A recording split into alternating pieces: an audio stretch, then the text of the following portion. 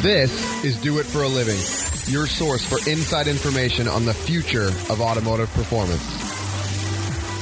Right? If the dealer can't install it and know how to do it without asking you all the questions, then why are they, they're adding no value to the transaction. That's the question: is how much value do you add? And if you're reaching new customers that we can't reach, if you're providing great support, if you're installing it locally in your shop, those are all things that add value. What's holding you back from starting or growing your business into what it can be? Well, if you're listening to this, it's not a lack of information. What you're about to hear is all you need to get motivated and start making waves. Do It for a Living podcast details the journey of today's true players in their own words. Find out how they broke out so you can too. The time is now. The time is always now. Welcome back to another episode of Do It for a Living. I'm Kevin Dubois. This week we're going to have a guest with us that has been on an episode before, and his name is Sasha Anise from On Point Dyno, and this time he's going to be with Mountain Pass Performance, which is his new company. The previous interview we did with him is episode 103, and I'll share the link in the description of the video so anybody who hasn't listened to it before can click it and listen to that one first. I think it's cool to listen to the previous episode and then hear again from the same guest, like in this case, 7 or 8 years later. It's really fun to kind of see how things have changed or evolved for everybody. But before we get started, I did want to talk about a feature in MSA that I made a video for our YouTube channel. We changed some of the stuff with the QuickBooks Online integration from the old version to the new version. So if you're using MSA, most people integrate MSA with QuickBooks. And of those, most people are using QuickBooks Online, and I haven't had a tutorial or a how-to video for that, but it is pretty easy to do. But now there is a video on there, so if you need it or you already are using it, it does do automatic real-time syncing for like tasks, parts, and customers. So anytime you make any of those in MSA, it immediately will be available in your QuickBooks. And then as for the jobs, you just click a button when you want to export it. So we have an invoice history that will allow you to click a button whenever you're ready to export the job, and it will also let you select any payments that you've taken in MSA. It will export to QuickBooks as well, just kind of like whenever you need to. And now the really fancy thing about it is we can do progress billing. So if you're doing a restoration or a really large build and you want to take payments and export it as you go, or make separate invoices each billing cycle, we can do that all with this invoice history button. So you can select a date range, create an invoice, and export that date ranged invoice. Makes it really, really easy to handle large jobs. It's how most restoration shops do it, and we have all that built directly into the system. So that's what I've got out there now, so check it out, and make sure you check out myshopAssist.com. But let's get started on the interview with Sasha. All right, thanks. All right, I have with me Sasha Anise from Mountain Pass Performance, and this is his second time that he's been on the show. The first time was with his other company called On Point Dyno. But Sasha, how have things been? It's been, what now, 7, 8 years now? Yeah, I can't even believe it's been that long. I mean, as we were speaking just before the podcast here, you had to remind me of what I was even doing 8 years ago. I don't even remember. Yeah, I had to do a pre-listen to what we talked about last time, so that way I have like what your goals then were to what you're currently at now. And so now we have some good content here we can talk about, so this will be great. Yeah, it's been really exciting last 8 years, to be honest with you. So having done that Lotus Tesla conversion, we started to really spend a lot of time with the Model 3 and start to design and sell parts and manufacture parts instead of being a service-based business, where I was previously doing, mostly dyno tuning day in and day out. So that was a really big change, and it was really nice to be able to spend a bit more time, a bit more energy just making a product perfect, knowing that you're going to sell a bunch of them rather than, rushing to kind of get through 2 or 3 cars a day on the dyno, which was a lot more of like a hustle and, tiring for sure. So yeah.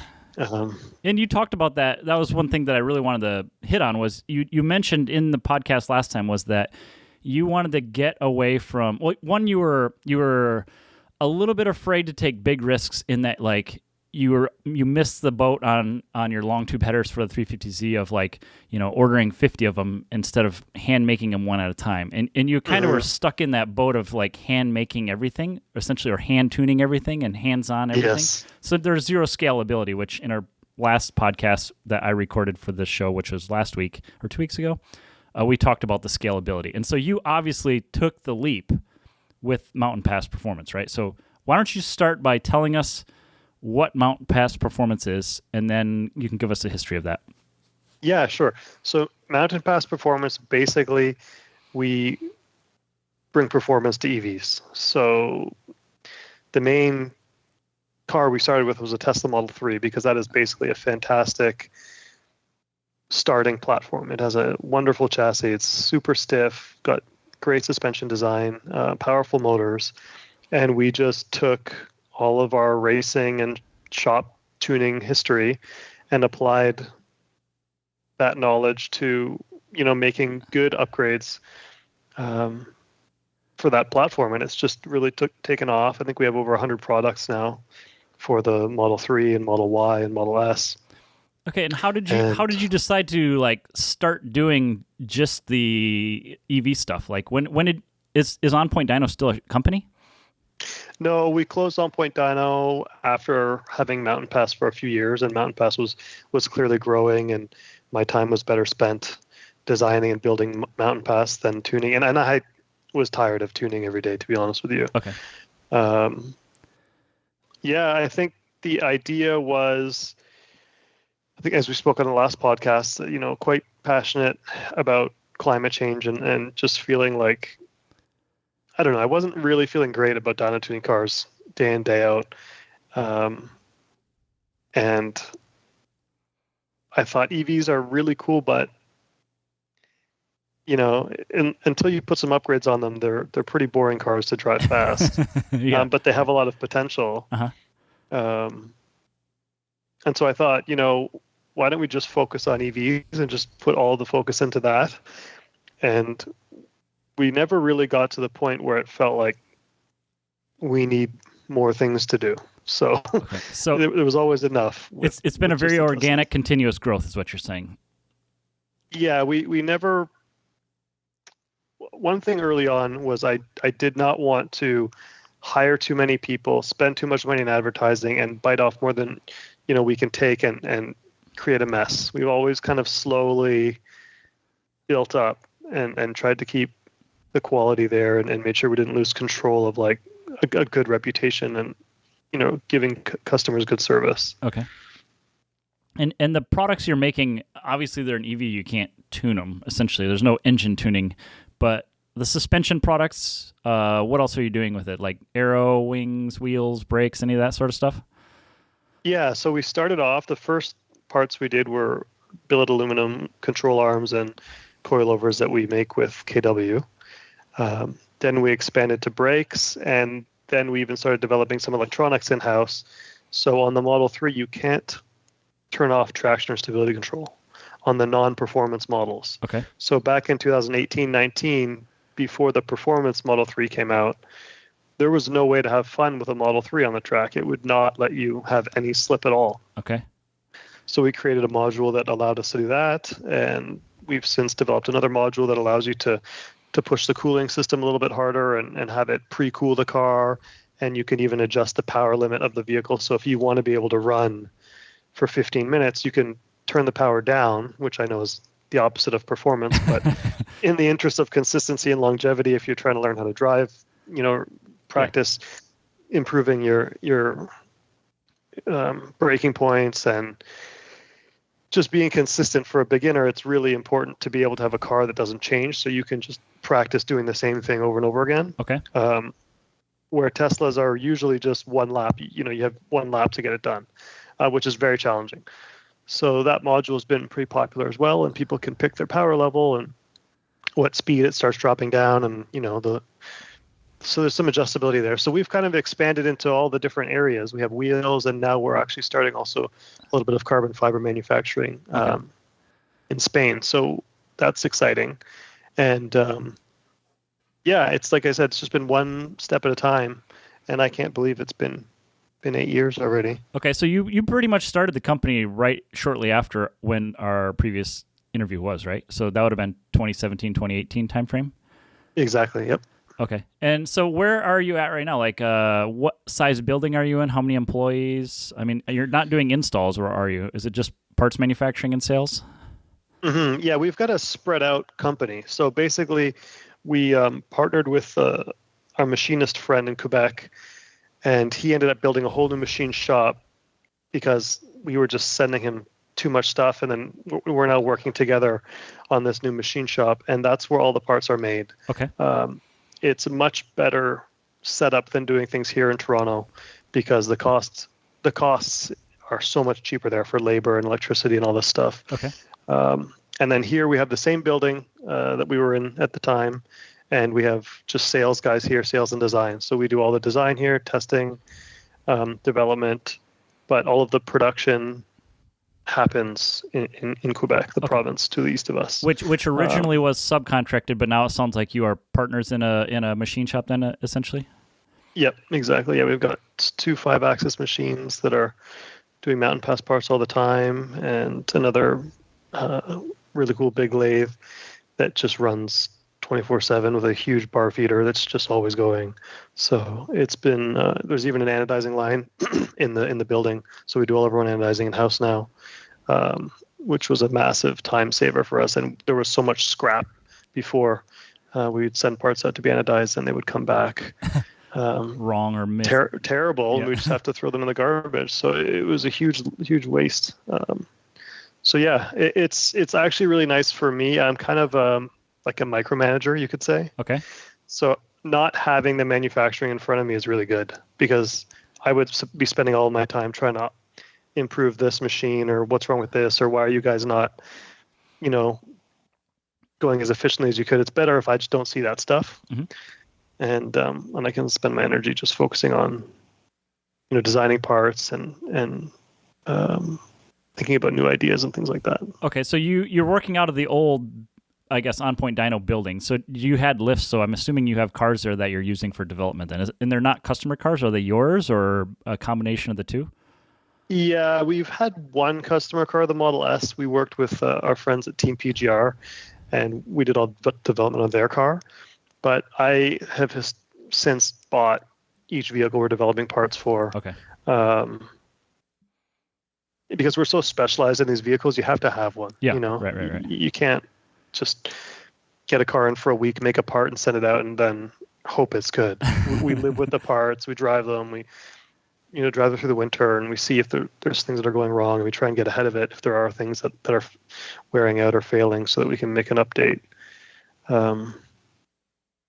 right away. So okay. And then when you break down your sales, since you're manufacturing, is most of the revenue coming from like retail sales or wholesale? Do you have a dealer network? How are you handling all that? Yeah, we've always tried to keep a really small dealer network. We never wanted to be selling to everyone under the sun, but we do have a good dealer network of shops that are passionate about EVs that we work closely with, that can support Mountain Pass, and we support them, and it's kind of a two-way street. And there's a few key dealers like that around the world, and they drive maybe a quarter to a third of our sales. Okay. And the rest is retail. Okay. So your website is busy then. Yeah, we've always liked being retail facing. I like hearing the stories from customers, and we like helping them out. And I think when you're dealing just solely wholesale, it's kind of like, here's a PO, when's it going to ship?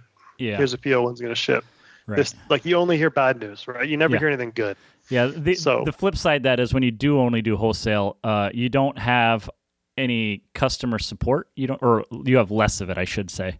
Less, and you probably make it shipping easier because you're shipping to businesses instead of one piece at a time everywhere, right? Yeah, that doesn't bother us. We've kind of streamlined a lot of that stuff. It's quite efficient, and we just like to know that our customers are getting the best support possible. Okay.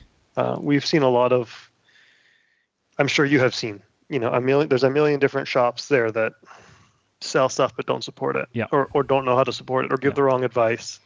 And as a company, we can't just say, oh, that's the shop. They give you bad advice, so you're too bad. Okay. The customer's going to have a bad taste in their mouth, regardless of who gave them the wrong information, right? Yeah. So we've always kind of liked to only set up dealers if they're going to do a better job than us or as good of a job as us. And I don't think that's asking a lot. Usually it's just, answer an email within a day and give good advice, Right. If someone asks to buy something, know what you're talking about. Yeah, and if they don't know what they're talking about, they don't deserve a discount, essentially, right? If your dealer, if the dealer can't install it and know how to do it without asking you all the questions, then why are they, they're adding no value to the transaction. They're just... That's the question, is how much value do you add? Right. And if you're reaching new customers that we can't reach, if you're providing great support, if you're installing it locally in your shop, those are all things that add value. Yeah. If you're just a guy in your basement that, sells stuff on Facebook for less than retail, then you're not adding any value. You're adding negative value. Right. So, and now you're Canadian. Does that affect your sales everywhere else? Because, I've ordered parts from Canada, and there's sometimes a pretty heavy, duty fee or whatever it is coming across the border. And everything you're selling, I'm guessing most of it is coming to the U.S. Is that not right?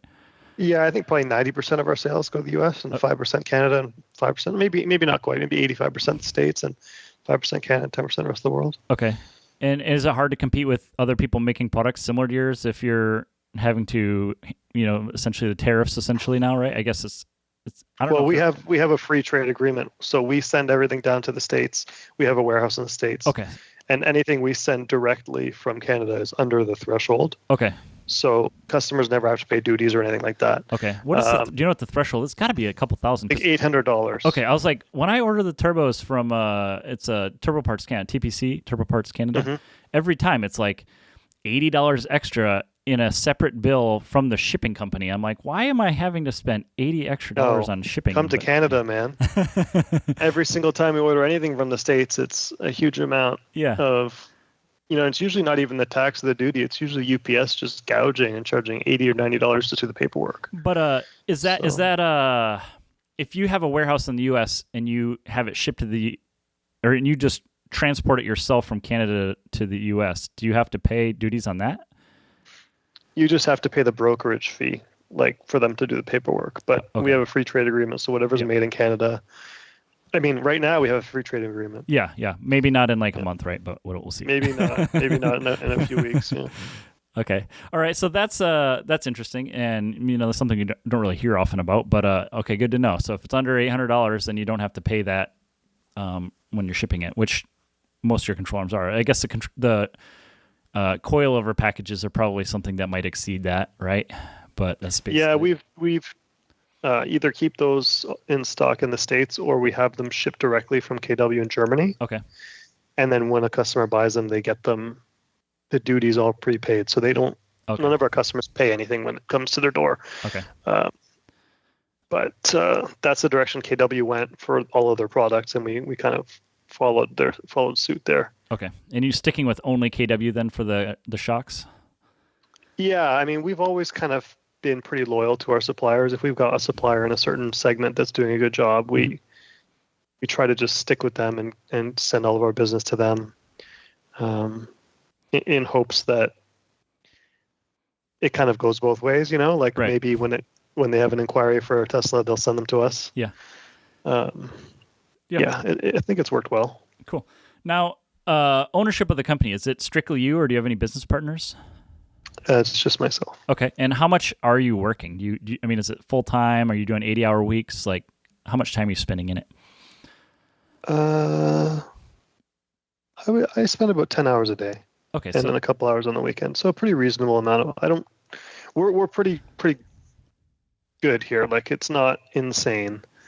And in the last interview with you, you were 3 months out from having a baby? Yeah, we have 3 kids now. We also have had identical twins. Okay. So, so the time spent has dropped off in the shop and more time with the family, I assume? Oh, maybe the opposite. Okay. Yeah, there's lots of screaming, crying babies at home. Okay, how old are the twins? Because the oldest one must be 7-ish, probably then. Yep. Yeah. Okay. Yep. she's 7, and the boys are 3.5. Okay. And they just love Cybertrucks and Rivians. They're like obsessed with Cybertrucks and Rivians. So All it's pretty cool.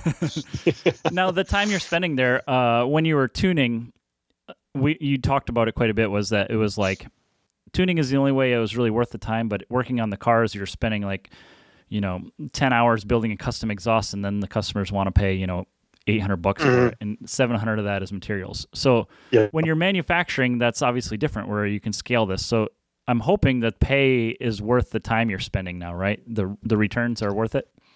Yes, for sure. We've also done some EV conversions for OEMs and like tier ones. Okay. And those have also been kind of priced prohibitive to a normal person. Yeah, but priced to my opportunity cost. So what I think that my time is worth to develop a part. Okay.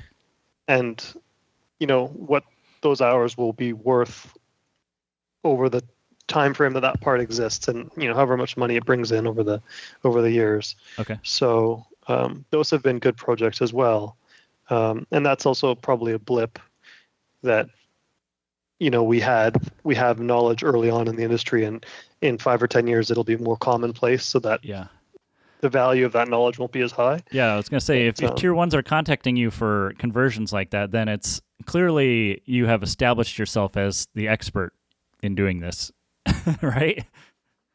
I mean, I can't think of anybody else. We interviewed the Kevin Emmer like 2-3 episodes ago. I mean, I think he is probably at a fairly decent level as well. But like, I mean, I couldn't count on one hand the number of shops that can handle an EV conversion. You're obviously the top of the list. So,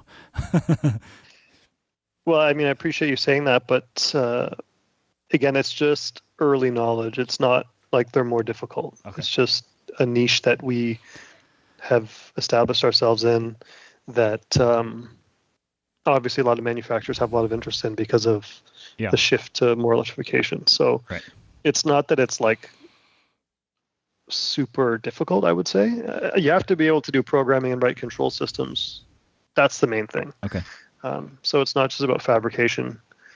You have to be able to work with controllers, some kind of controllers, to integrate the vehicle. But other than that, it's they're quite simple devices. You have a battery, and you have an inverter and a motor.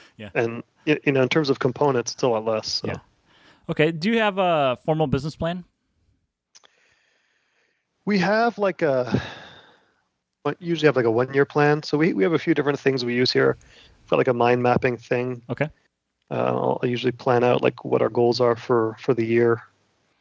Don't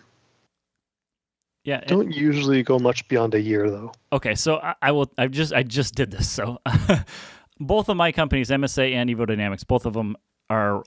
I mean, they had a business. I definitely had a business plan for MSA, but Evo Dynamics, I don't think I've read anything formal, and I've just kind of been winging it for many years for both of them, and I kind of felt like without any direction, I was not making progress, and finally this last 2 years, I've been pushing real hard on MSA stuff. And so I have, for sure, in the last 2 weeks, I just used ChatGPT. I said, write me a business plan.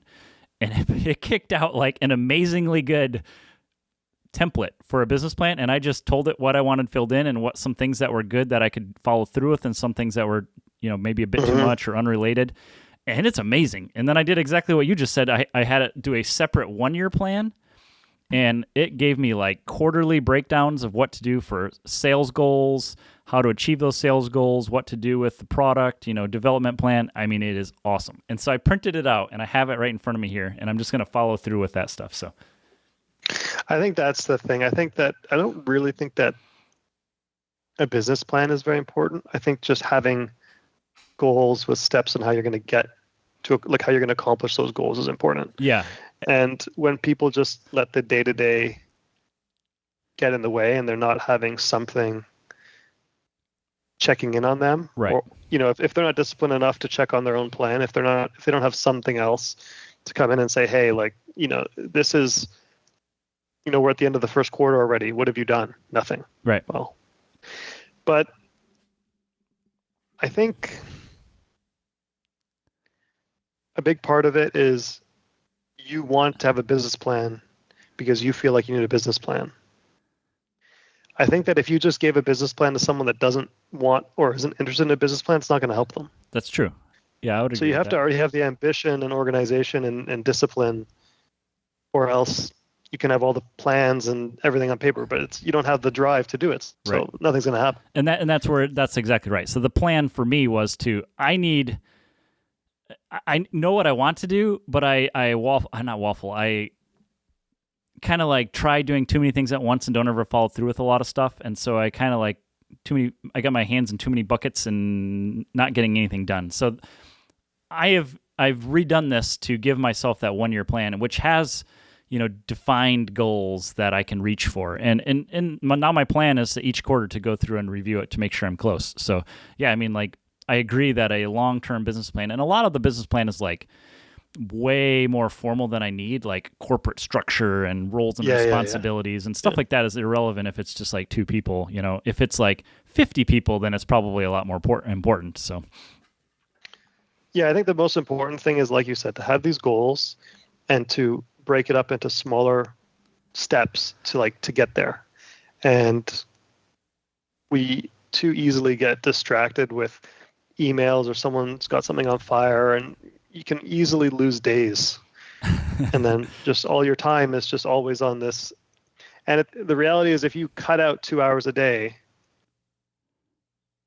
and just focus on that important stuff, even if you have a few emails that weren't answered, like, you're still, those emails, like, if it's important enough, they'll find their way to you, you know? Yeah, for sure. And I'm not saying to ignore people, like, we don't ignore people here, but there's definitely always opportunities to be busy for very non-productive work. And sometimes you just need to screen all that stuff off. Like, there's just too much, Yeah. There's Instagram and Facebook and Facebook Messenger and WhatsApp and text and email. Like, it's like, come on. How many channels to communicate do we need? And so you have to just be able to shut that stuff off and be able to do good work. Right. So what are you using to manage your business? Like software? Do you have a person? Kind of run us down how you're managing everything. Yeah, I think we have a really efficient business. I think that it kind of comes from being an engine tuner and just kind of having that obsession with efficiency and having things working in not an automatic way, but like a very smooth and easy to operate way. So we have, our website is WooCommerce. It's not Shopify, which maybe in hindsight Shopify would have been better, but that's integrated with Xero, which is our accounting software. So that's all automatic. All of the order processing is really quite efficient. We basically have our machine shop now do all of the assembly for us and packaging. Because we were having all the products come here and then manually assembling it. It was like, why are we boxing it and unboxing it twice? Okay. Yeah, like, it doesn't make sense. Yeah, I mean, it makes sense. You guys are boxing it to send to us, yeah. And then we have to unpack it all, inspect it, repack it. It was such a waste of time. So now that's all really good. We just simply send shipping labels to them. Okay. And I would really like to have an API in the future to be able to, have one click from our website to generate a shipping label. Okay. But the shipping provider we use doesn't have that. That's one area where we could be much better. Okay. I did. There are definitely some things that do that. So Shopify, I have my Shopify set up so I can use their built-in shipping. So when I get a sale on Shopify, I just click the button that says, give me a shipping label. Yeah. And it literally just bills me and I can print it. I know. So. But it's different here in Canada because every one we make has to have customs documentation go with it. Okay. And we don't ship directly with UPS. We have a third-party shipping company that we use that is amazing, way better than UPS, but they don't have an API yet. Maybe they will one day. Yeah, you just need to have that warehouse in the US just do all your fulfillment then, huh? Yeah, but that warehouse in the US that we use, it doesn't allow us. We don't have an API for that either. So why is that? Because it's not to process orders. It's not like we're using it as a fulfillment center, not in the normal way. So it's a different system. It doesn't work the same as what you used to. Oh, okay. So we can't. We can't do that. You can't just maybe one day. You can't just print off or save a PDF of a UPS shipping tag and just email it to your fulfillment center and have them do it. You won't. It's not working. Okay. No, that we don't do that. We log into their system and have to re-enter the information in their system. So it would be nice to just be able to have the website connect and just send the data. It's physically not your fulfillment center. It's an actual fulfillment center than like a third party one. Oh, okay. Yes, that makes a lot more sense. Yep. Okay. Yep. So then you need to get a building in the United States and make it your fulfillment center then. I mean, I guess, but so we don't have the volume to make that make sense. We'd have to have a lot more volume to make that make sense. Gotcha. Okay. Obviously, we've already talked about you being in Canada, but does that help you or hurt you having two different locations, or is that working out okay? I mean, if I spoke French really well, I'd probably move to Quebec. Okay. I think that it's just better in most respects. I think that where we are now in Toronto is one of the most expensive places in the world to live. Okay. Which makes getting an employee very difficult. Because they're very expensive. They're very expensive, and there's not a lot of talent here for automotive. Okay. Everything in Quebec is cheaper, so labor is cheaper, electricity is cheaper. But we can't move there, Okay. It's like too much to uproot our families and everything. So I like it better having as much of the manufacturing in Quebec as possible, because everything that we do here is cost inefficient. Okay. And I think if you look at any machine shop in the Toronto area, they're pretty much just doing like medical and very expensive prototype stuff. No one's doing any production manufacturing around here. And then in terms of our dollar being weak, that can be good and it can be bad. I think it's kind of a wash. So okay. And how are you marketing the business? Word of mouth? Are you doing Facebook ads, YouTube ads? I mean, you do a lot of racing, so I'm guessing that's still a part of your marketing plan, right? Yeah, I think the best thing that really helped get the business off the ground was being involved in the forums. So 7 or 8 years ago, the forums were quite useful. Okay. And we never used the forums in like a salesy capacity. It was more just like a sharing what we're doing. Yep. And back then the Model 3 was so new that the fact that someone was just tearing into it and doing all these modifications was pretty interesting. It didn't come off as like we were just trying to sell parts to these people. It was more like they thought it was cool. A lot of these people have never seen a car modified before. So it was, we're going to the racetrack and we're doing different events and we're competing, and that was all pretty early on. And I think that really helped us get started. And then now we do the traditional stuff, Instagram. We have a bit of a YouTube following that's kind of half the Z and half Mountain Pass products and different educational videos. Marketing's hard. We're not really salesy type people. It seems like now everything's just about yelling as loud as you can and being ridiculous. And it's just, I'm not really a big fan of it. It's also difficult to know whether you're marketing to the right people. Like if you're being immature on TikTok, are you getting a bunch of views from people that are never even in your demographic? Yeah. So we kind of just try and do what makes sense. We try and hope that we're getting visibility in all the different areas. So in the motorsport community, in the Tesla communities, in the different areas in the United States, the core centers, having good dealers there that are in the communities. Okay. So dealers help as well. I mean, the ones you do have are helpful. They spread the word for you and, help sell the products that they buy from you, and that kind of scratch each other's back, right? Yeah, that's always the goal. Like our goal is, again, to have a few key dealers that we send people to them whenever someone inquires, and they also enjoy working with our products and kind of want to sell Mountain Pass, I guess you could say. We kind of don't want to sell to some shops that sell every single thing under the sun, and they kind of just want to sell whatever they make the most money on, because we, like other manufacturers, for example, specialize in one type of product. So a brake company, they only make brakes, and they do more volume, and they'll always be able to offer deeper discounts. Mm-hmm. So the only way that we can be competitive is just by promising our dealers, if you ever have a problem or an issue, we're going to make it right. Like right away, we'll overnight you a part. We'll give you another part as a gift, for your time to have to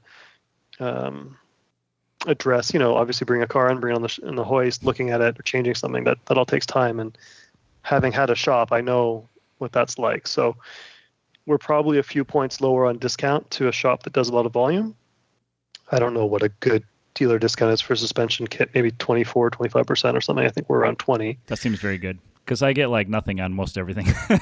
All right. Well, then maybe our dealers are complaining to us for nothing then. Maybe we already give good discounts. Yeah. I can tell you that our good dealers make the same or more money on a part that we do, and we have to warranty it. We have to, invest in it, and we also have.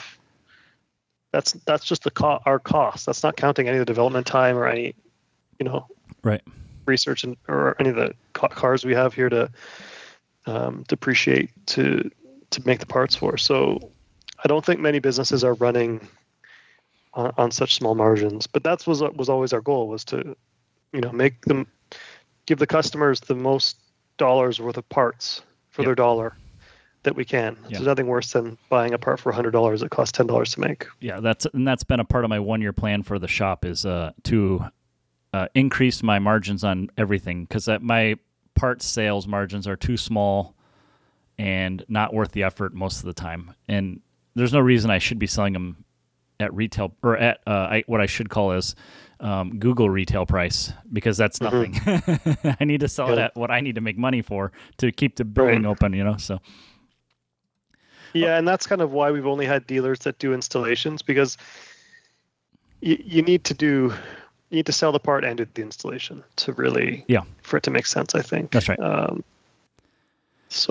Okay, so we've covered your business pretty good, but I really want to get into your racing and the tech and kind of where you gain all your knowledge from. So in our previous interview, we talked about your 350Z, which at the time was just the naturally aspirated Nissan motor, right? So you have gone batshit crazy with this thing. So it is now a hybrid. You made your 350Z into a hybrid, right? So, and it's like a KERS system, right? So you have a kinetic energy recovery system and a battery and a, right? Is that right? Or is it was, I forget kind of how your setup was. So. The motor can recover energy and it can deploy energy. So we call it KERS because it's cool, but really it's just a motor like any other. Okay. And, it can just regen and essentially hybrid energy. Then. Yeah. It's hybrid. Okay. Exactly, yeah. But KERS sounds cooler because it's from Formula One. So how did you do it, and what are you using to do it? Like, this is you have got to be one of, probably it's the only hybrid conversion I have ever heard of a race car outside of like actual like Le Mans cars, which are hybrid. But, yeah. I think it's the only privately done hybrid race car. I'm not sure if that's because it's a bad idea or but you've had good luck with it, right? It's a fast car. It's been such a joy, man, honestly. That car, every year we've kind of just made this progress. And then as Mountain Pass was growing, I said, like, I really don't want the Z to be like disconnected from Mountain Pass and just be like a hobby vehicle that's not relevant to this business. And I love that the engine's NA and the sound it makes. And I also want it to be more competitive in the unlimited classes and time attack. But we didn't have enough horsepower. Mm-hmm. So, naturally all these things kind of came together and said, if we made a hybrid system, makes the car relevant with Mountain Pass. It gives us enough power to hopefully be more competitive in an unlimited class. So we'll still have half the power of some other cars, but at least it's closer. Mm-hmm. And we'll also, have the science project thing and just learn a bunch, which is kind of always something I seem to be doing to myself for some reason. Even though it's really hurts the brain. Like the Z specifically, you're trying to drive really well and focus on getting the car good. The amount of stuff I have to look at with that Z now, between sessions, like I don't even look at the engine data ever. All right. I just assume the engine is fine unless I get a warning on the dash, because the hybrid system and the rear steering and all this other stuff, it takes all of the focus, and that's good. I mean, it's just a testament to Jim Wolf Technology and the work that they did with this engine. But it's been really cool over the years. We did initially. It was a BMW i8 battery. Okay. Because that was just easy to buy. It's a hybrid 10 kilowatt hour battery. We were able to reverse the can pretty easily and work with the battery modules they basically report the voltage of each individual cell and the temperatures. And from that, we wrote all the software in the Motec to control the rest of the battery system. The motor is an older Formula E design. Okay. That we mounted in the bell housing. So the idea with the hybrid system was to try and do it for as little weight penalty as possible. Okay. So I wanted to get rid of everything that we didn't need. So we got rid of the clutch and flywheel and the hydraulics and the starter motor and the alternator. So all that stuff was like a third of the weight of the hybrid system. But that also now means that there's no clutch to disconnect the engine from the drivetrain. Okay. The electric engine or the gas engine? Everything, all of it. Okay, so no clutch at all. Okay. Everything's connected all the time. Okay. So does your gas engine just shut off when you get down to a slow speed and use electric only? Is that how you're doing it? Well, there's a bunch of different ways, but normally what I do is I'll put it in neutral and start the engine and warm the engine up in neutral. Okay. Then turn the engine off, put it into first gear, which sometimes requires bumping the engine. So I use the electric motor and just give it a little bump. Okay. And then the electric motor has to overcome the high compression of the engine and all the rest of the driveline. And so the motor is the inverter's at 100% of its current, and the motor's at more current than it's allowed from a stop. It's trying as hard as it can to get the car to move. Okay. Because it's really fighting the compression of the pistons. And then once it gets over about 700-800 RPM, then it all smooths out and the motor can go, and then the engine lights off at around 1200, 1300 RPM. And when I come to a stop, I'll usually just put it into neutral as I'm rolling down and let it go back to idle and stop the car and let the engine continue to idle for a second before shutting it off. Okay, interesting. How big? Yeah. So that motor is not that big then if it struggles to spin the engine then, right? Or is it because? Yeah, okay. It has 240 Newton meters of torque, which isn't a ton. Uh-huh. And yeah, we've rewound the motor to be basically kind of like putting in a cam for higher RPM performance. So it lost some torque when we did that. We put a different inverter in to move to 800 volts, which again lost current, which loses torque. So every step we've done to increase high RPM performance has made the starting from the stop more difficult. Right. But it still does it. So yeah, and then we've since changed to our own battery design. So I developed my own battery modules that use some crazy ideas, and it's been working, which is really cool. Now, are you using like the previous interview with Kevin Emmer? They were using the Mercedes, what do they call them? Not gel pack. They're not cylindrical cells like Tesla, right? Or are you using prismatic cells or pouch cells? I think they're using pouch cells, which are the most energy dense, but the most dangerous, right? That's kind of how that one goes. Usually the most power dense. Yeah. Usually the highest power cells are pouch cells for sure. So which ones are you using? Are you making your own cells? No, that would be crazy. The BMW was prismatic cells. So basically they're just big blocks. Yep.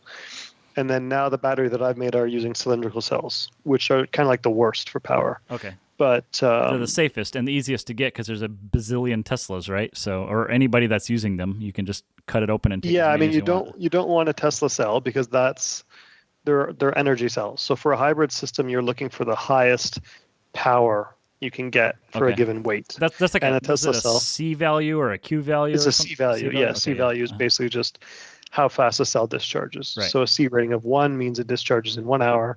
A C rating of 10 means it discharges in 1/10 of an hour. Okay. So yeah, our cells, I don't even remember what they're rated for, but what you care about is how much the voltage sags. So when you put a battery under a lot of load, the voltage of the battery drops. Okay. And for a motor to make more and more power, it needs more and more voltage as the RPM goes up. So at some RPM point, you get to where you basically just run out of voltage. Okay. And that's kind of similar to like a turbo running out of turbine. And then the torque starts falling off and the power goes flat. It's like very much the same effect. You just run out of voltage and the torque starts dropping off and the power kind of goes flat. So we rewound the motor, which allowed us to basically need less voltage to make a certain amount of power.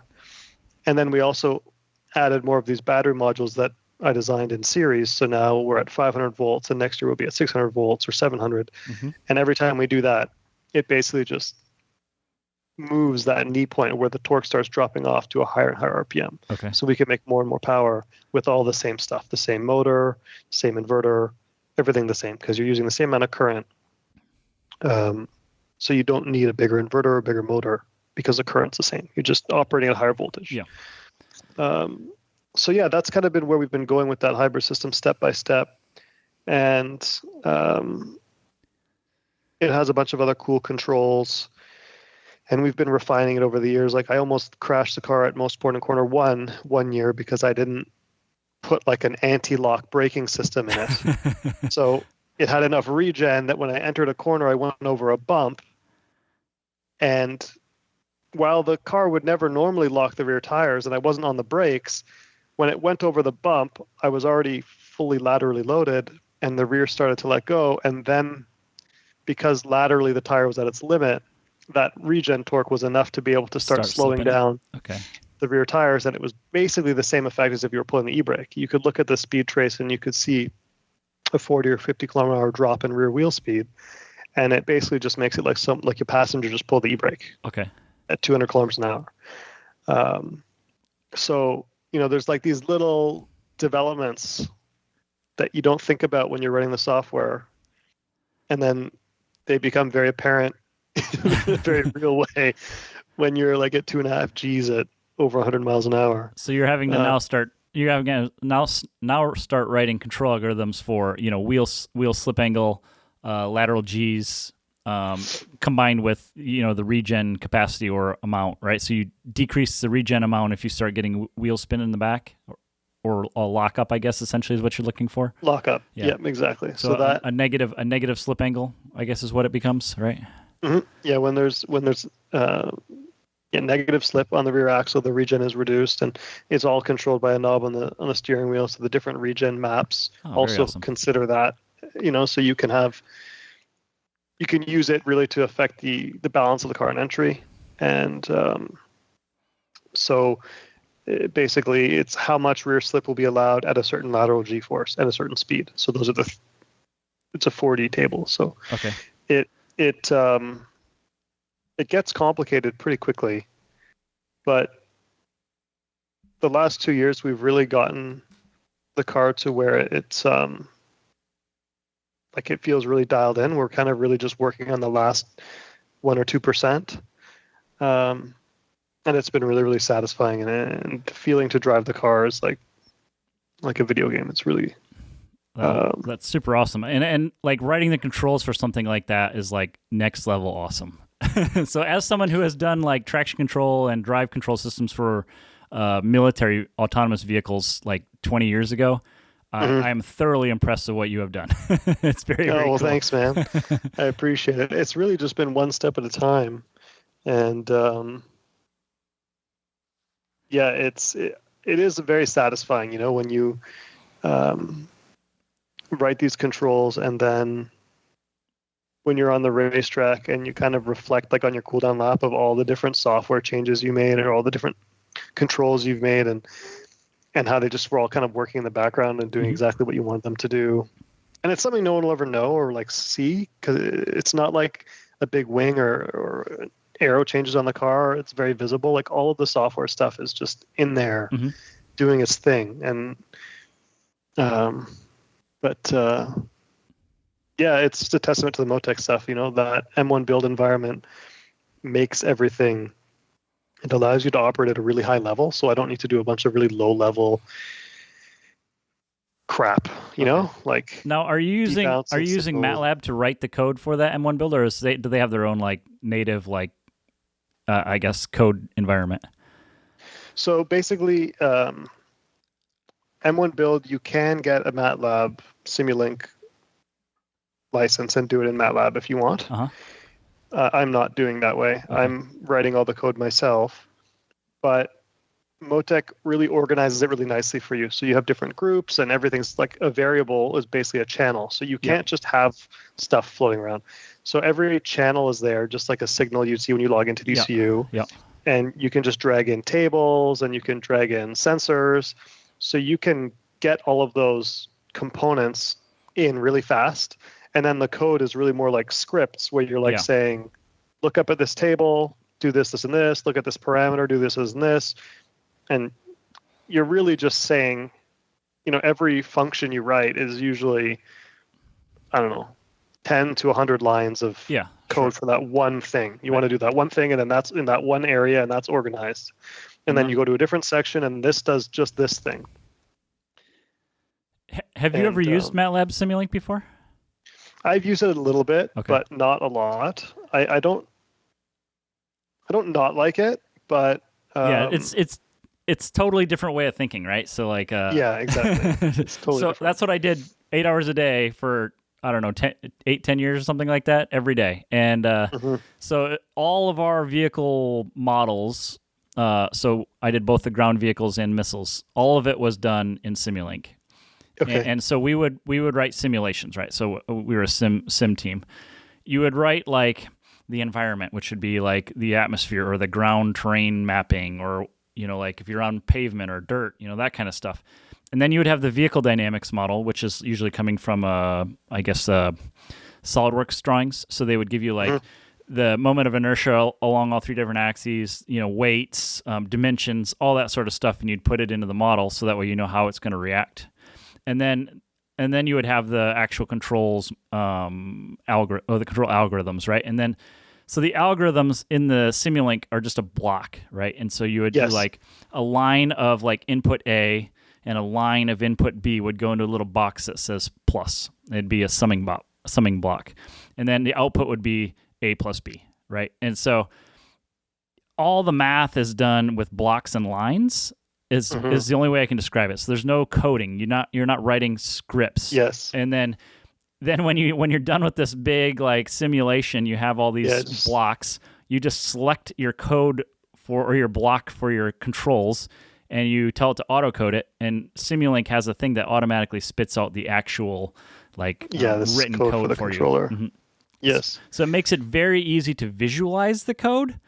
But like if you're a script writer, like a software engineer, it's like totally opposite of what you would like normally be used to, because it's not writing a script. It's like just a bunch of lines and boxes everywhere. Yeah, I mean, I like the concept of it. I think the best advantage is that like you can simulate it all. Like in M1 build, everything I write, for the most part, I can't simulate it unless I build some big rig to test. And that's really the advantage of MATLAB. But for a small company like us, that's a lot of work. It's a lot of money to have a MATLAB and Simulink license and all that stuff as well. And I've always found that the M1 can do everything I need it to do. Okay. So, well, clearly, because the car works well. So, yeah, it's basically like I don't know. I guess it's like small steps. So you do one thing and it's working, and then you do one thing and it's yeah. I think you need a whole team if you're really simulating every aspect of the vehicle. Yeah, and we did. That's how we did. We had a team of people. Yeah. Right. Okay, so let's move on from the 350Z. So you also took one of the first plaids and started racing it, and I mean, you very quickly figured out how to make that thing stupid fast too, right? Yeah, well, like I said, Andy and Chad from Team PGR brought their plaid up to us, and we got to work on it. And Andy's a very good driver, which definitely helps. But it turns out 1,000 horsepower is just really good. So, like it's a big boat. I don't think it has the same feeling that the Model 3 has, but just stupid fast. Straight line speed is like unbeatable, essentially. Yeah, it's painfully fast. Like for how heavy it is, you wouldn't think it would be that fast. It's much faster than a 1,000 wheel horsepower car.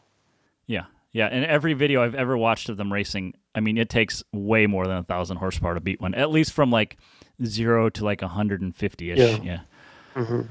Yeah, I mean, coming out of a corner, it's all-wheel drive, and then perfect even down the straightaway. Traction control is really good, right? Yeah, for sure. And like a 1,000 horsepower car, assuming it has turbo lag, it's probably turbocharged. Yep.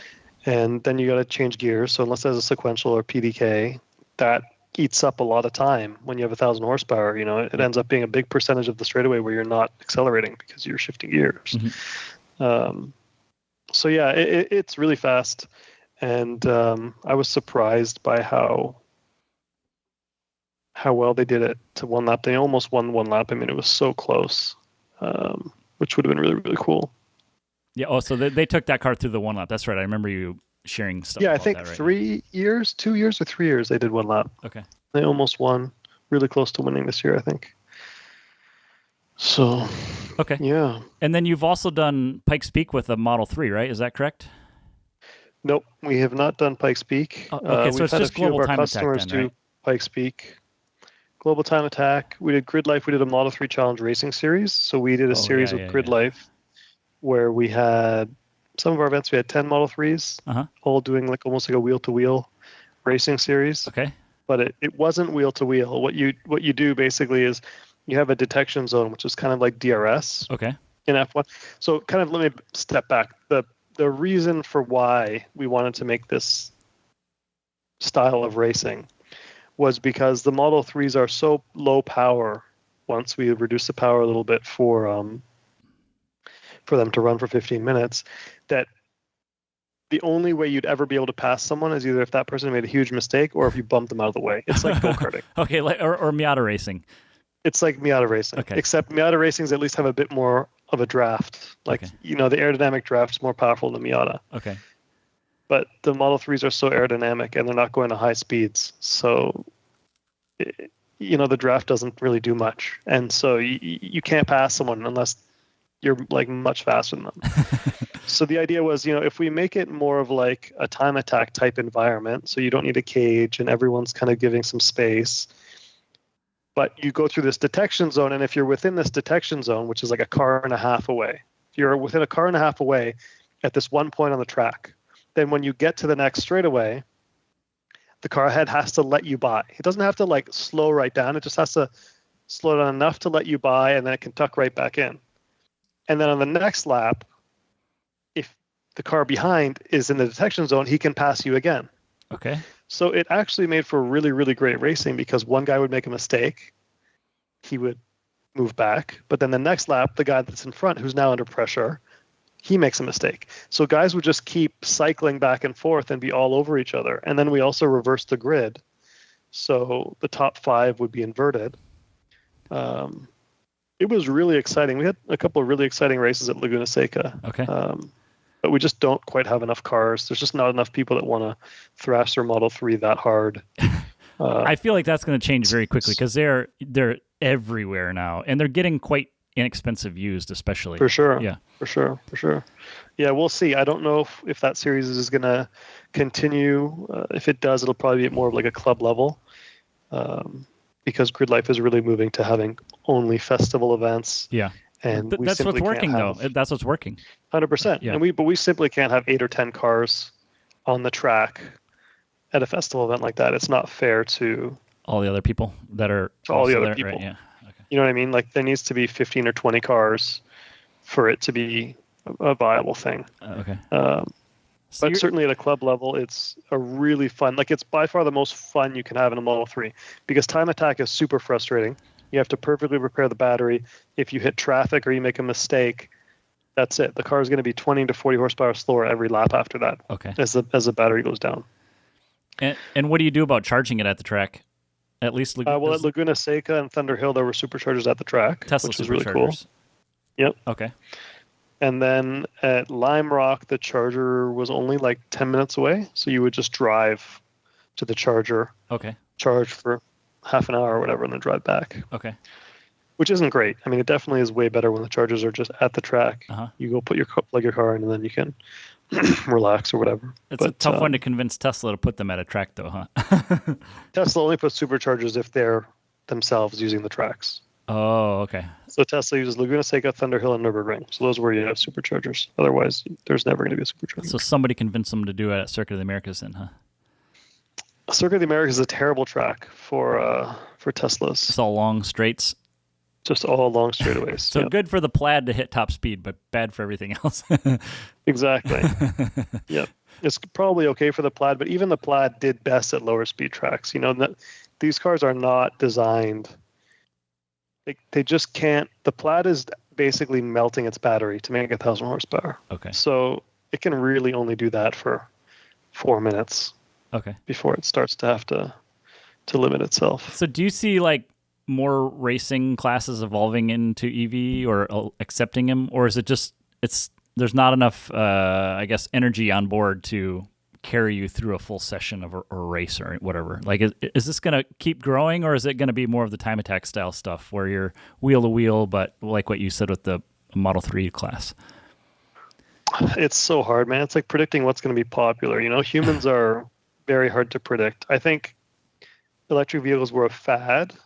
That fad has died off, and we'll just see what level it lands at. I think electric vehicles have a lot of really awesome and interesting features, but they also lack sound, and that just takes away so much of the passion for a lot of people at the racetrack and the emotion that it makes people.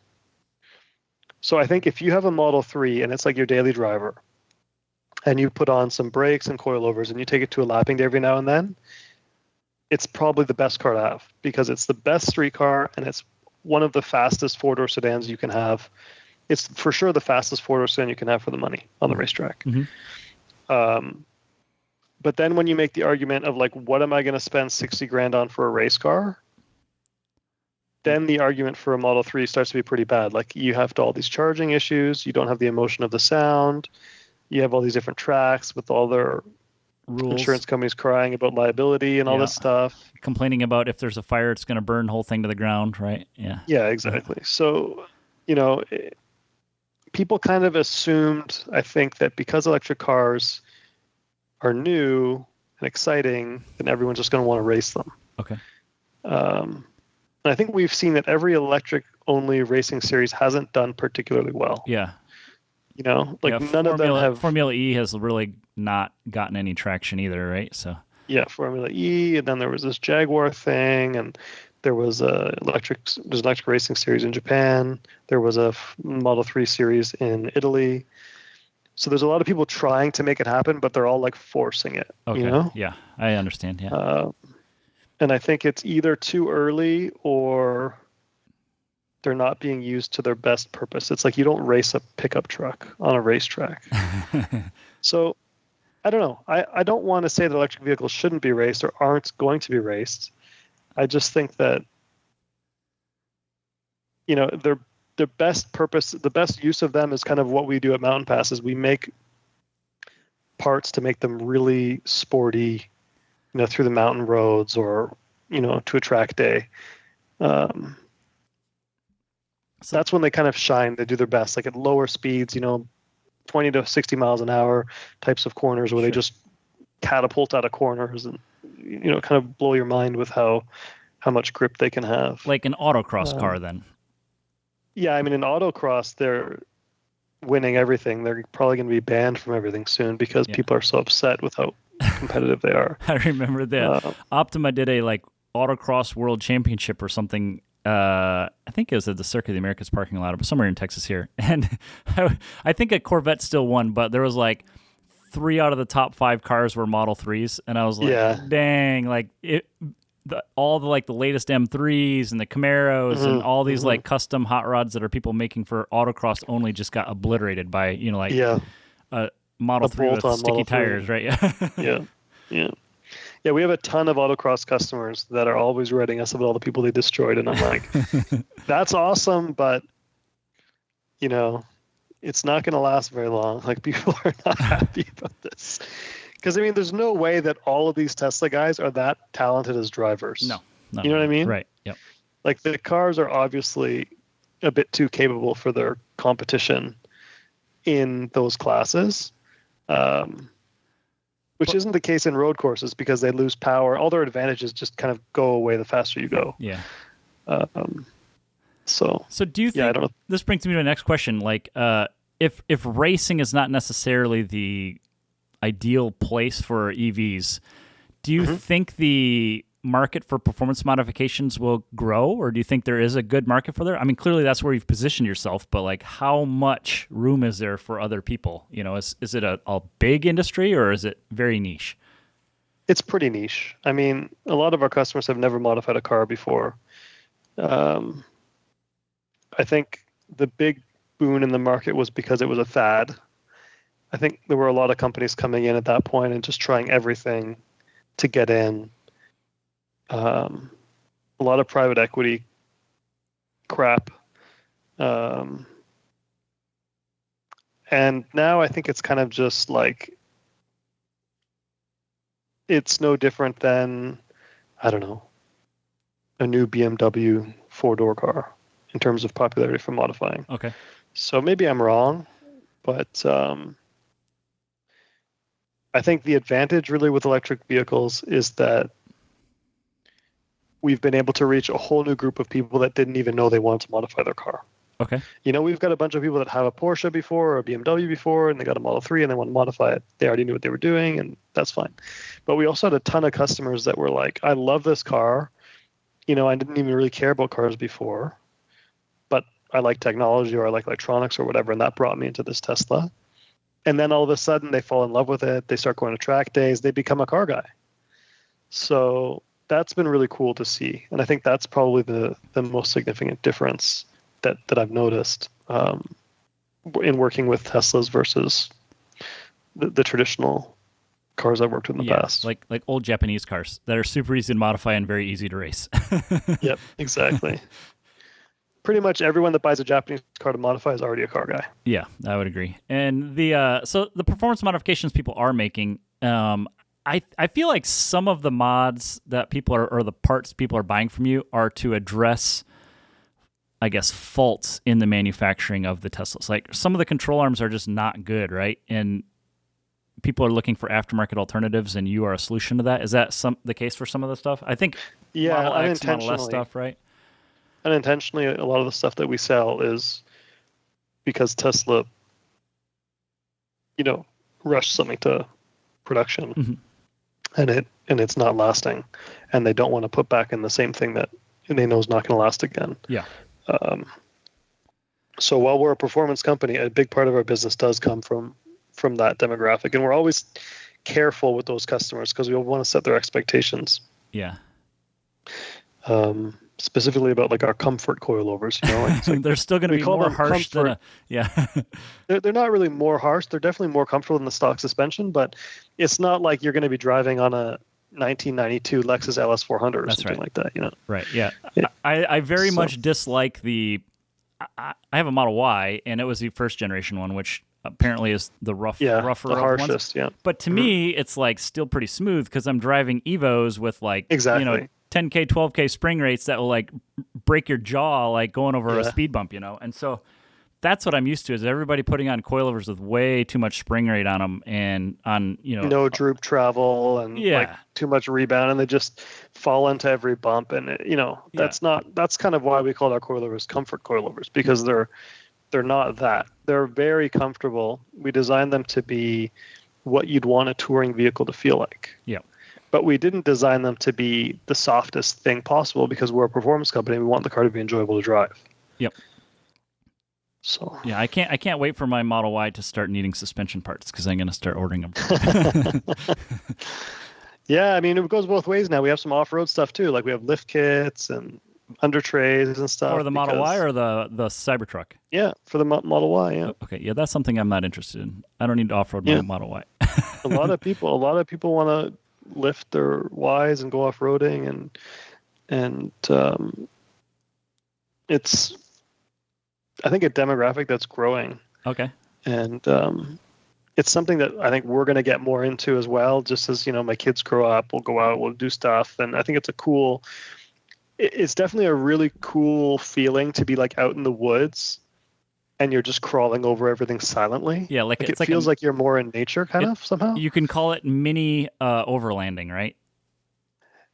Or I mean, they're pretty capable, man. They're pretty capable. Like the Model Y, maybe not so much, but definitely these Rivians, and it's very, very capable. Yeah. But yeah, just the quietness of it. Just hearing the like trees and leaves crunching underneath the tires. It's really, I don't know. It's kind of serene, and I think maybe that's some of the appeal of and also, of course, you can keep them on overnight and have air conditioning and things like that. Right.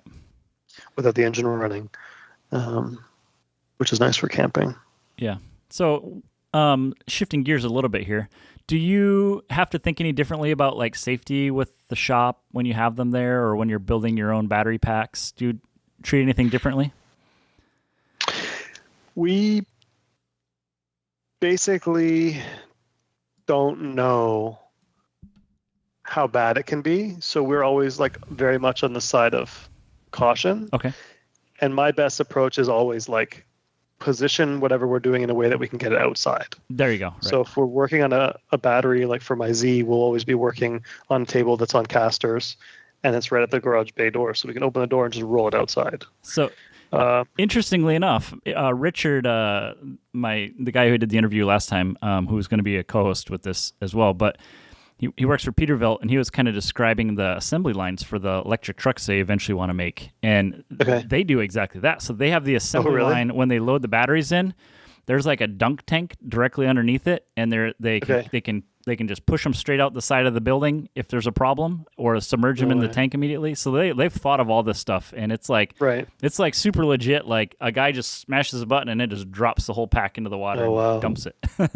So that's crazy. So yeah, positioning your cars to be able to get them outside easy is the way to do it, in my opinion. And then just not like keeping lots of flammable stuff near them, right? Yeah, we have nothing flammable in the shop, which is nice. I mean, the whole building is heated by electricity, so there's no gas lines, and all the gasoline, like there's no gasoline in the shop because we don't have gas burning vehicles. So the only way we'd really ever have an issue would be if like a battery just went for some reason, and that seems to be exceedingly rare, and really only the case if the battery has been like overcharged or hit, or like physically damaged or something. So my biggest fear was always our Z, because I had made this custom battery myself. Mm-hmm. And I mean, knock on wood, so far you've been fine. We just, every time I run the battery, I just push it a bit harder, slightly higher temperature, slightly more current. And so far it's been happy. So okay, I don't really know what that means. am I 1 degree away from disaster, or is it just fine? We'll see. Yeah, and Kevin Emmer, with the interview with him, he talked about a product he was considering doing was containment boxes for the batteries. So specifically made for like when you're done with the battery or recycling it or sending it to get recycled or disposing of it, like boxes that are specifically made to house that stuff. But it makes sense to me that like if you are doing that stuff in your shop, you buy like a containment box, and you can store your batteries there, and if you do have a problem, it's all contained. Like that seems like the logical next step of this is, we have like an ultrasonic, a $15,000 ultrasonic machine, right? So that's like what you need to do engines. You're not buying an $80,000 CNC machine. You're buying yourself a $15,000 box that has like all this insulation and isolation, and contains, if there were a fire or runaway, that you can contain it, right? I mean, that seems like a logical next step. I mean, to me, I usually spend my money where there's evidence of a real risk, And all the testing of the cells that have been done by the cell manufacturers show that even if they're punctured, they won't light on fire. Okay. So what I really need to do is I need to take some cells and puncture them. I need to take one of our modules and actually try to light on fire. See what it takes. There you go. And I need to see what it takes. And if it's impossible to light it on fire, then Document. I'll be pretty comfortable. Make this when you have some free time. Make this a YouTube series. I would, except it'll show off our battery, which we have to purposely not share, because if we ever want to patent it, okay. you can't patent it within a year or of after a year of publicly showing it. Yep. Yeah, so it's a whole thing, which is really annoying. Okay. But yeah, I do want to try to destroy it and see. I mean, if you look at Teslas, for example, people park them in garages, people park them indoors, people park them in parking garages. They almost never, ever light on fire. Right. It's exceedingly rare when a Tesla lights on fire. And I've got a friend who's a master tech for Tesla, and these things come in with gashes in the battery like you couldn't believe. These people drive over. I don't even know. And they don't even know they've driven over something. Yeah. They drive around like that for a while, and it's only because the car gets an error eventually that it. So, we all have cell phones in our houses, and yeah, they all have batteries, right? They all have batteries. It's just one cell instead. Like, it's not more likely. Shouldn't say that. It's not. An individual cell isn't more likely to just light on fire because there's more cells around it. Sure, if one cell goes, a big battery is going to have a bigger fire, but a fire, I think, always starts in one cell. And the cell phone has, one or cell or however many they have for that voltage level that phones run. I don't even know. So I think. Yeah, and there's like billions of phones, and exactly extremely rare for them to catch on fire. I mean, there was a few incidences of like Samsung phones that everyone was like afraid of, but it's like yes, it was like 1 out of like 100 million would catch fire. So I had to recall all the batteries, right? Yeah, it's a stupid news. Yeah. People getting all excited, like in terms of like you said, the numbers. It's not even worth talking about. Yeah. So, but that being said, I kind of, I drive race cars and, yeah, you're a high risk person anyway. I'm a high risk person. Yeah. So, what I do is probably not what most people should do. So do you think there are different barriers of entry for working on EVs? Like understanding how to work on them, or not at like all. the tools you need to do it, anything like that? No, like unless you're working on the EV systems, but if you just want to do brakes and suspension and the regular maintenance stuff, it is 100% the same as any other car. Okay. If you want to get into the EV related components, then absolutely you need to be trained and you need to understand exactly how voltage flows or how current flows and why it wants to flow and what the dangers are. And you need to really have a strong understanding of like, if you put your hands here and here, you die. If you put your hands here and here, nothing happens. Like, you really need to understand that. Not because you're gonna fly that close to the sun, but because if you don't have an understanding, then the one time you make a mistake and you forget to turn the car off or something like that, you can really have a problem. Yeah. So, we did an HPA course, a High Performance Academy course about the EV fundamentals, and that is kind of like one of the goals of that course is to kind of explain just the basics for a car guy that doesn't know much about electronics. Here's the basics of how an EV works and what are the dangers and what are the limitations and what are the benefits and that sort of thing. So there's these types of resources out there for people that want to learn more. But I really feel like there's not much of a market to be fixing those components anyway. Okay. Because they're all programmed. They're just replacing them too, right? They're just replacing them. So I don't even know. Like, I don't know the business. I don't know if you want to be a repair shop for Teslas, if you can just go in and buy a new, PCS is what's called the power conversion systems, like the charger and the DC-DC. It's like the brains of the battery. I don't even know if you can just buy that and put it in a customer's car. Like, I'm pretty sure even if you do that, you have to bring the car to Tesla to have them program it. And so by the time you've towed it there, it's probably canceling out any labor savings you had by having that private shop do it versus Tesla. Interesting. So I think all of our dealers are only doing the maintenance things. Okay. You know, bushings and suspension and brakes and alignments and Sure. things like that.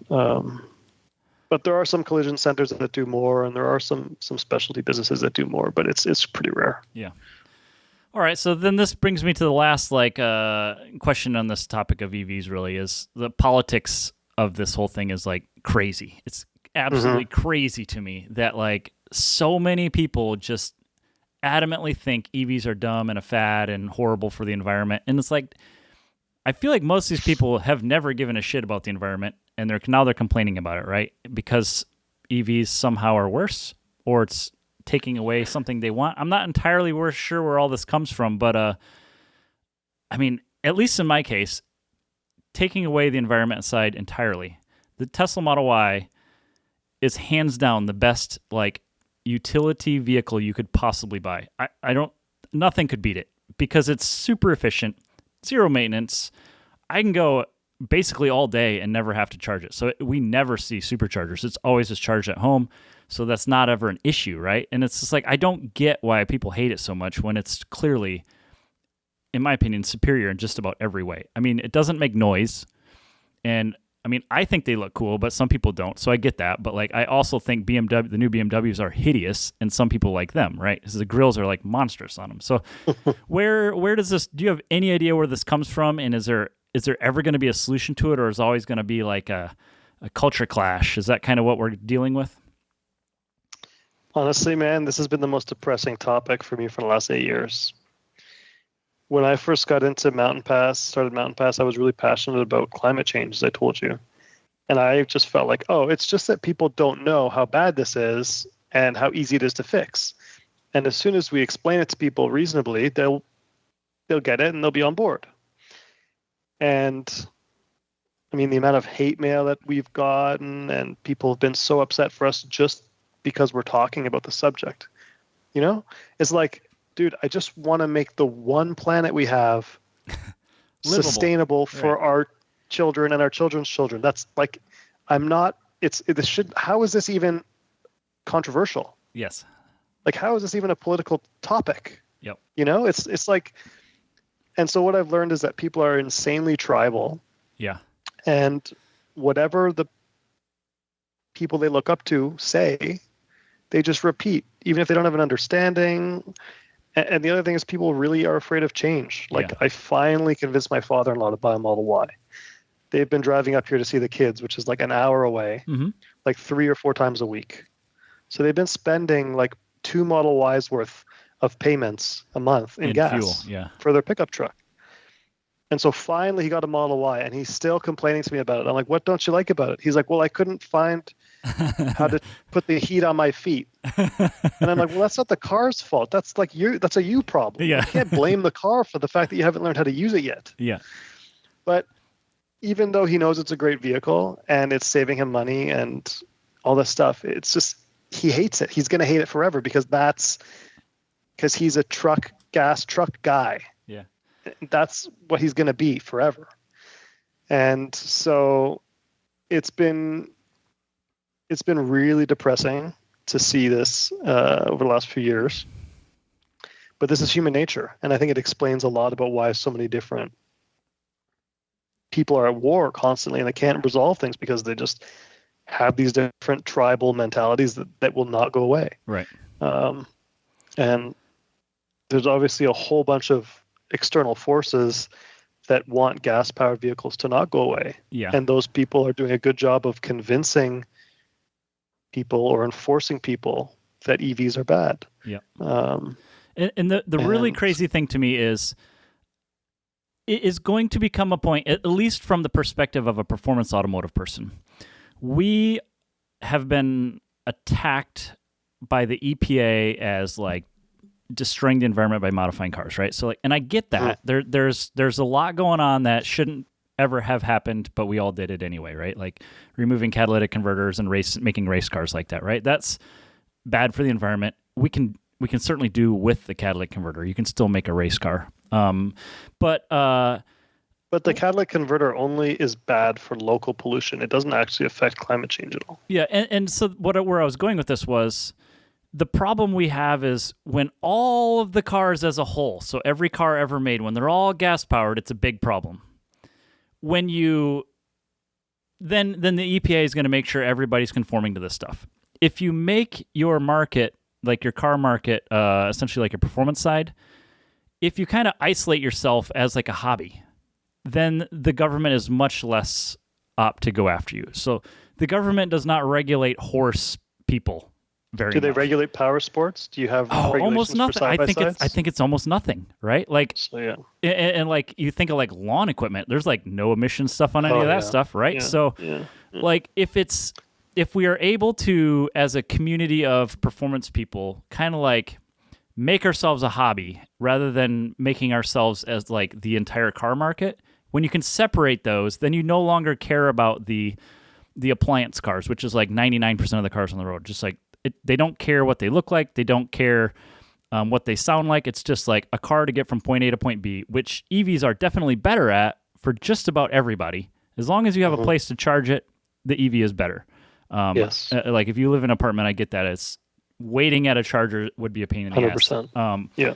But still, like there's probably 50-60% of the entire population has a home to live in or a place to charge it, so it's pretty easy for most people to convert over. But yeah, so like the politics of it to me is if you want to modify cars without the government interfering with it, you need to make it a hobby and not everybody doing it to every car, because that's when the government cracks down on you. And I don't know, that's just my opinion. And maybe it will gain more traction as there are more EVs on the road, but like I don't understand why so many people want to defend Toyota being able to build the Tundra with the V8 till the end of time, which I have one of those, right? And it's like the most efficient vehicle ever made. Like 13 mpg with nothing in it, pulling nothing. It's crazy. And I should sell it, but I've had it paid off for a long time, right? So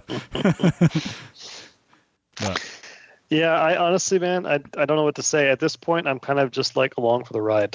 Yeah. Like I've kind of given up on having any hope of educating or informing people. It's just like I've kind of come to the realization now that humanity is like this.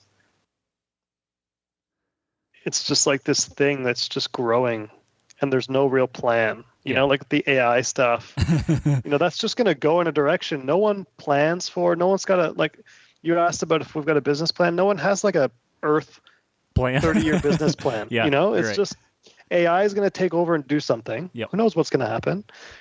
And EVs are going to go one direction or they're not. Gas cars are going to, like, everything's just going to happen in some balance of, whatever people have power are able to get away with. Converse, and on the other hand is whatever people that are outraged are able to get, move the needle. And it's just this, this weird back and forth thing that has been going on since forever, and it's bigger than any of us. Is like, how do you even predict which way it's going to go? And I think you can look at U.S. politics as an example of that. Like it goes back and forth one way, and then it goes all the way back the other way, and it's just like you can't really predict what's going to happen. It's not like there's one plan and everyone's like, yeah, let's all move in this direction. We all think this is what's best and this is what we should do. Yep. That's not how things seem to work, and logic and reason does not seem to be very important. So, yeah, I mean, you made the point that there is no plan for any of this stuff, and I would agree with that. There are people trying to influence I guess, what's important to them. So, like, if you're an oil and gas company, you're going to push as hard as you can to make sure people are using as much oil and gas as possible. If you're a lithium manufacturer, you're going to want to sell batteries, right? So, like, exactly, it's people pulling on both ends, and the term is always like, follow the money, right? So whoever's making the most money is clearly doing the hardest pulling. And in my opinion, that has always been oil and gas. But and I think that's where a lot of the politics comes from. Is that is a income for a lot of people in the U.S., like a very good income for a lot of people in the U.S., and taking that away from them is, like destroying their livelihood. And maybe that's where some of the vitriol or whatever you want to call it comes from. But yeah, I don't know. I don't know the answer to it either. It's super frustrating to me too to see people hate on an EV. Like the Cybertruck gets a lot of hate. It is definitely a divisive look, but I think the tech on it is absolutely awesome. So I don't even mind the EV hate. I would be fine with people hating EVs if they cared about stopping climate change and they had a better or different idea. Mm-hmm. You know, like to me, it's like I don't mind if you hate an EV because it's got, you know, X size battery and it's this much bigger than it needs to be, and you could have gotten away with a hybrid that on paper, you know, does enough. Like if you have an argument. But the problem for me is when people just want to be upset while like ignoring the problem and not having any semblance of a solution. It's like, so then why are you opening your mouth? Like what value are you adding to this conversation? Because you just want to argue for the sake of argument. Like the whole point of the discussion is to do the best choices that we can do with the technology that we currently have available to move in a direction to not fuck the planet up. Right. That's like a very clear path. Yeah. So if you have a better idea, then that's great. Like, let's do that. Mass transit. Or let's talk about that. Yeah, mass transit. If you say I hate EVs, everyone should take a train and we should build bullet trains and everyone should take them, I'm like, that's a good argument. Let's talk about that. Yeah. You know what I mean? Like, we're in Texas, that's fine. Every chance of any type of train or they call it the DART here, but every time they want to expand it, the cities are like, we want to defund our city's route. You know, it's like, why? Like the problem you have is now you're spending $5 billion on 2 miles of highway because it's like already too busy that you can't, you know, fit as many cars as you need on it. So they try expanding it, and then it's just the induced demand where it just keeps filling the highways. So yeah, right. It's a whole thing, right? Like, I love cars. I love racing cars, but I absolutely cannot stand driving them around town, at least in Dallas, because it's just a horrific time suck. Traffic lights just make it take forever to get anywhere. It costs an absolute shit ton of money to the society as a whole, way beyond what mass transit would cost. Like it's not even close. So, yeah, that's a tough one for me. I'm with you. I'm with you on protecting the environment because I love it. I like mountain biking and running outside and, you know, being in the outdoors. But yeah. Trying to convince other people of that is very hard. I've given up, man. I'm just giving up now. Maybe I'll have some energy in a few years again, but I'm in like a little taking a break now because it's fine to argue with people when they're willing to listen. Yeah. When they can argue back, but when they're just like, you know, it's like telling someone. Anyway, It doesn't matter. It is what it is, and I think there was a really good push for it for a few years, and you know it was spoken about a fair bit in the news, and a lot of governments made a big topic about it. And I have to say, everyone made their best effort to like make it an issue, to make it a core issue to be addressed. But I think the reality is that humans, we all have very short-term interests, you know. And especially with inflation and things like that, like what matters now to 99% of people is like economic issues. Economics. Sure, yeah. And I don't care about what the planet's going to be like in 20 years because I'm a human being and I've evolved to only care about what happens in the next 3 days. Yeah. And most policy is definitely a reactive policy rather than a proactive policy. So it's like we're always reacting after something bad has happened. And that's how basically all laws are made too, right? So right. That's human nature. Yeah. You know, so I'm kind of learning this as I get a bit older, that it's like, oh, like I used to kind of just blame people for why things aren't better, but now I'm kind of realizing it's like no one human can like fix this because this is all just an example of human nature. Like this is just what the human nature creates. So you can't just have one guy go and fix it all. Yep. And even if you did, it's going to revert back in a generation. So right. When enough people are mad about what happened to them, then they just vote someone else in. At least in the States, that's what happens, right? So, yep. Okay, so we'll see. Yeah, we can move one on. Step at a time. Yeah.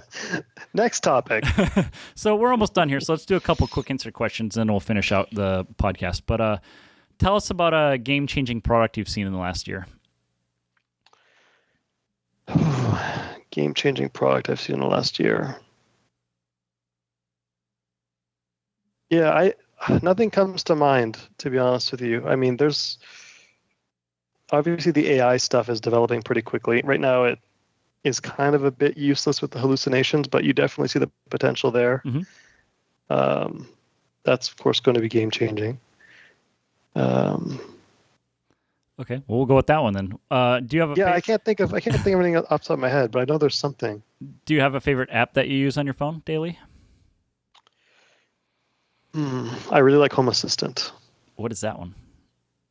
So Home Assistant is basically like a server, I guess you could say, you can run on your phone, and it connects all these different home apps.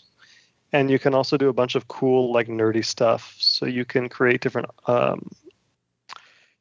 wouldn't say like automations, but you can create different scripts to do things for your house, and you can basically combine like all the different smart devices you have and then do really cool things. So for me specifically, for like a rental property I have, I made a system where I can control the pool and, start the heater and if the power usage of the building's too high, because this is in a place where the power, you're only allowed a certain amount of power. So if interesting. Okay. If you use too much power for 15 minutes, your power gets shut off. So I have it looking at how much power it's using, and then if it's used too much power for a few minutes, it shuts off the pool heater to prevent the house from being shut off. And it can also, and it controls all the thermostats, and it can connect to all of your things. If you have a thing, it's in Home Assistant, and then you can do as much nerdy stuff with it as you want, or nothing. But it's like the one central place I go to in my house to do anything.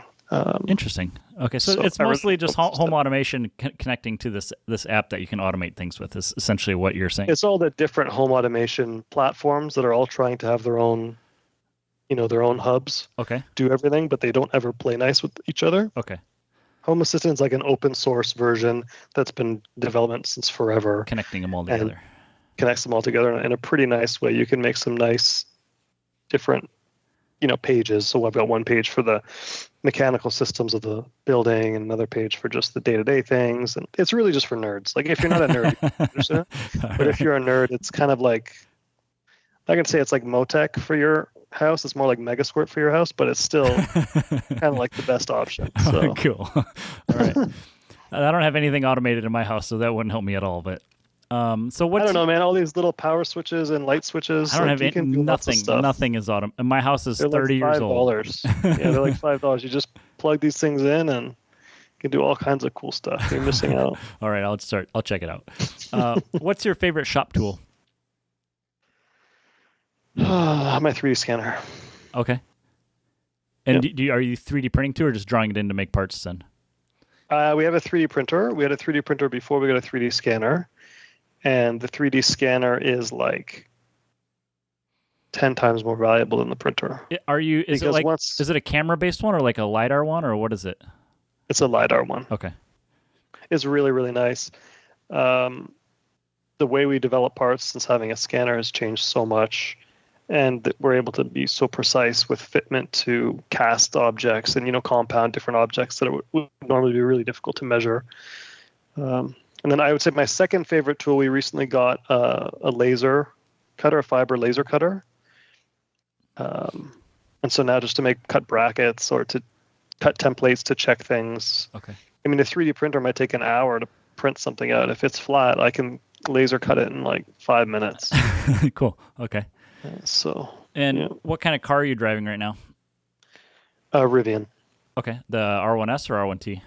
R1T. Okay. Do you have a R3S or whatever the other one that's coming out? The one that looks like an old Volkswagen? I don't think you can order those yet. Mark 1? Yeah, I have a R2 on order, and then the R3, I don't know if you can order them yet, but we'll definitely get one of those and hopefully make some cool parts for. It looks exactly like a Mark 1 Rabbit GTI. Like I had a black GTI that looked exactly the same as their demo vehicle. I was oh my gosh, okay. I hope it does well. I hope Rivian does well. They've stolen a lot from Tesla, which I think is not cool, but otherwise I think they're doing all the right things. Okay. And yeah, they're definitely a really good vehicle. There's a million of the delivery vans down here. That's so cool. I do see a lot of the actual R1S, R1Ts as well, but like every Amazon vehicle is a electric van. Okay. I don't think I've seen one yet. They seem super cool, those vans. I've seen like 20 of them in a line leaving a warehouse. So wow. They have a ton of them, yeah. Okay, so what do you think the future of automotive performance is going to be now that like we're 8 years later and we're like, you're almost to the point where EV racing is maybe very niche? So what do you think it's going to be? I don't see it changing a lot, to be honest with you. I think that, to your point, if there's more of the power sports stuff, I think everyone's afraid of the EPA, which I think will probably not be an issue anymore now for the next few years. Yep. I think that really it's more or less the same, and it's a question of how much the industry moves to building historic cars, like pre-2005 cars, okay, that are easier to modify, versus how much people modify new cars. I think we're all starting to kind of see that new cars can be really fast. Like a new BMW can have 800 wheel horsepower with bolt-ons or whatever crazy amount, and all these Porsches can make tons of power. But I think we all kind of agree, and maybe it's just because most of my friends and the people I talk to are kind of a bit older and more nostalgic, but I think we all kind of feel like there's a lot more satisfaction and enjoyment to like a 300 horsepower older car than an 800 horsepower car that's just blowing the tires off and it's super expensive to run, and you're kind of just destroying this $100,000 brand new vehicle. So I don't know. I think,